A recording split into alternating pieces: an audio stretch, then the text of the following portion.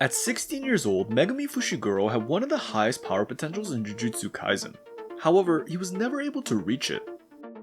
Look, Pim, I know it's our job to help this guy and everything, but I think this guy's a lost cause. Well, at least by himself, because he was able to become one of the strongest sorcerers ever, but only when he was possessed by this guy. This guy's name is Ryomen Sukuna, and he made Megumi's life a living hell. Sukuna at one point took over Megumi's body, destroyed Megumi's friends and colleagues, and even made Megumi end the life of his own sister. And even before all this, Megumi's life was already pretty tragic.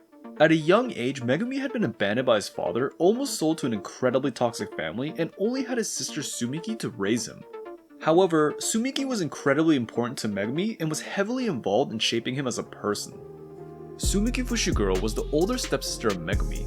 From a young age, she lost both of her parents, was responsible for the household, and had a very different personality compared to Megumi. While Megumi was generally very closed off and moody, Sumiki was very kind and sweet. However, this did not mean that she was a pushover, especially when it came to interacting with Megumi. When Sumiki and Megumi first started to attend middle school, Megumi would often get into fights with other students. Because of this, Sumiki would constantly scold Megumi and even threw a milk carton at his head when he was being especially rude. However, as much as Megumi was scolded by Sumiki, he initially did not change. This was because of how Megumi saw the world. To Megumi, the basic rule of humanity was to avoid violating another person's dignity, and when he witnessed bad people not following this rule, he became disgusted by it. To Megumi, bad people had no brains and zero empathy, but for some reason would act as if they were worth something. So in response to these bad people, Megumi would get into fights with them, absolutely destroying them. However, Megumi not only hated bad people, but he also hated good people. This is because he believed that good people would just forgive bad people for their deeds and let them get away with things scot-free. And he saw his sister as a textbook example of a good person and would get annoyed by her actions. However, later on, because of a series of events, Sumiki was cursed and put into a coma, making Megumi rethink his morality and his drive. As much as Megumi would argue and get annoyed by his sister, he very much cherished her and wanted to find a way to heal her. And the one way he found was to pursue becoming a Jujutsu sorcerer. When Megumi's parents had left him, a sorcerer named Gojo Satoru had found him and offered him a deal. Originally, Megumi's biological dad Toji had sold Megumi to an incredibly toxic Jujutsu family. However, if Megumi agreed to become a Jujutsu sorcerer in the future, Gojo would stop the sale and financially support Megumi and Sumiki. Megumi ended up accepting the deal, but it was mainly because he was thinking of his sister's well-being. Megumi actually saw Gojo as sort of a weirdo and was not interested at all in becoming a Jujutsu sorcerer. However, later on, because Sumiki was cursed into a coma, Megumi found the drive to become a sorcerer in order to save her. And while attending Jujutsu High, Megumi would continue to grow. While Megumi in middle school was friendless and closed off, his time in Jujutsu High brought him new friends and challenges that forced him to grow. マジでなんすか恥ずかしいんでやめてもらえます And one of these instances was when he met Yuji. For Megumi, one of the main reasons that he had never wanted to become a sorcerer was because he had never imagined himself as someone who would save people. However, during an incident where Yuji had eaten Sukuna's finger, Megumi had gone out of his way to save Yuji. This decision made Megumi contemplate on his own morals, and he was unable to figure out his feelings until he ended up in a fight with Sukuna. During a mission that had gone horribly wrong, Sukuna managed to take over Yuji's body and hold it hostage. Megumi, who had gone on the mission with Yuji, ended up fighting Sukuna to try to force him to give Yuji's body back, but Megumi stood no chance. However, even though Megumi knew he had no chance in defeating Sukuna, he didn't see it as an option to not save Yuji. In this fight and the effort he put into it made Megumi start to realize something. For Megumi, he realized that while saving Yuji and potentially allowing Sukuna to rampage could cause more harm, Megumi also realized that life was just unfair to everyone, and if that was the case, he wanted the people that were good to at least be treated a bit better, and he saw Yuji as one of these good people. Because of all this, Megumi came to terms with the fact that he was not a hero, but a Jujutsu sorcerer, and so decided that he would, quote, save people whether or not it was fair. Alongside this growth in his morality, Megumi also started to become stronger as a sorcerer. Just off natural talent, Megumi was very strong and was already rated highly coming into Jujutsu High. His curse technique was very powerful and had huge potential, making it coveted by Jujutsu sorcerers and enemies alike. However, while Megumi was strong, his passive mindset held him back from improving. As Megumi saw his classmates become stronger and stronger, he started to become insecure about his strength and didn't want to get left behind. So in order to get stronger, he went to his teacher Gojo for training. During these training sessions, Megumi was able to realize his mindset was too passive and team focused. For Megumi, he would constantly underestimate himself and would have a hard time acting selfishly, and this would hold back his growth. However, after realizing all this, he was able to shift his mindset, and during a fight against an incredibly strong spirit, he was able to achieve a domain expansion and win the fight. Megumi as a person and in his relationships had grown incredibly. However, even with all of this, Megumi was destined to face hardship. せいぜい頑張れ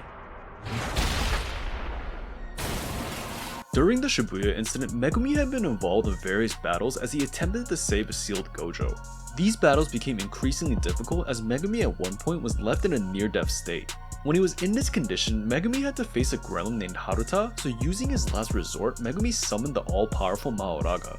Now Megumi's power was mainly based around the ability to summon and control various Shikigami. However, in order to gain the control of a Shikigami, Megumi would have to summon the spirit and then defeat the spirit. However, out of all the spirits Megumi could summon, Maoraga was the strongest one. No 10 Shadows user in history had ever been able to tame Maoraga, and this was because of its ability to literally adapt to anything. Given enough time, Maoraga could adapt to any curse technique and eventually defeat its opponent. However, Maoraga had never faced Sukuna. Before Megumi had summoned Maoraga, Sukuna had been able to gain back most of his fingers and take control of Yuji's body. Because of this, Sukuna went on a rampage causing mayhem and mass destruction and eventually came across Megumi and Maoraga. Due to Maoraga's indiscriminate nature, it proceeded to attack Sukuna and a massive battle ensued. Initially, it looked like Maoraga would just do Maoraga things and eventually adapt to Sukuna. However, in reality, Maoraga stood no chance and Sukuna ended up absolutely decimating it. Now before Sukuna had ever faced Maoraga, he had been interested in Megumi for his 10 Shadows technique. Sukuna saw the potential of the technique and believed that it could be of use to him, but after realizing that Megumi could summon something like Maoraga, Sukuna became even more interested. Because of this, after the fight, he returned Megumi to safety and waited for the perfect moment to exact his plan. And Sukuna found this moment during the Culling games. After the Shibuya incident, a Culling game took place throughout Japan. This game was a battle royale that's entire purpose was to evolve humanity by optimizing cursed energy, and this game involved many different participants with Megumi's sister Sumiki being one of them.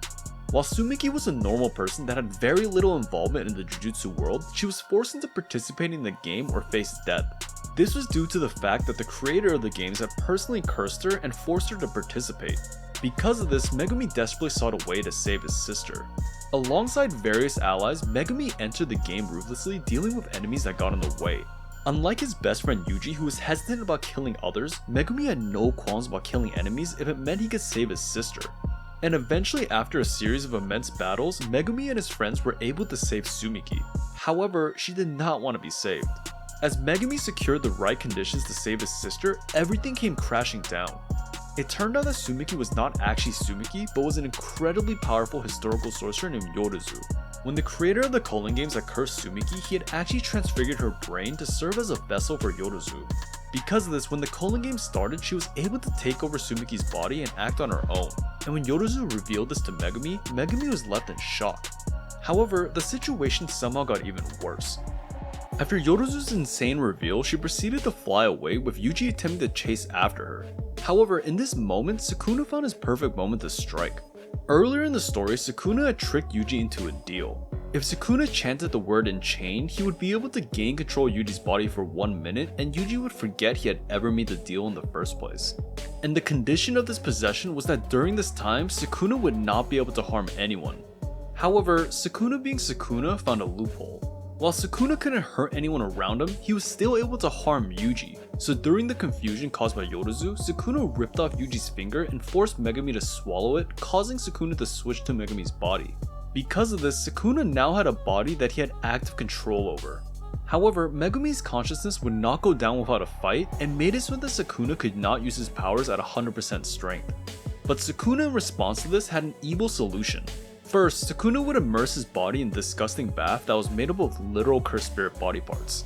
By doing this, Megumi's soul would be pushed down deeper. On top of this, Sukuna ended the life of Yoruzu to make Megumi completely give up on life. This was not because Megumi had a connection to Yoruzu, but it was because she was using Sumiki's body. By using Megumi's body to end his sister's life, Sukuna completely destroyed Megumi's will to continue on, and Sukuna was able to gain full control. From this point on, Sukuna went on a rampage, ending the lives of Megumi's close teachers, friends, and colleagues, causing even more damage to Megumi. However, Yuji and friends, after having basically the entire cast of Jujutsu Kaisen go against Sukuna, were able to weaken Sukuna enough to reach Megumi's soul. By contacting Megumi, Yuji was able to give him the will to fight again and finally separate Sukuna from Megumi's body, defeating Sukuna. While Megumi had lost many things that were precious to him, he somehow came out of it alive and with a future. 犬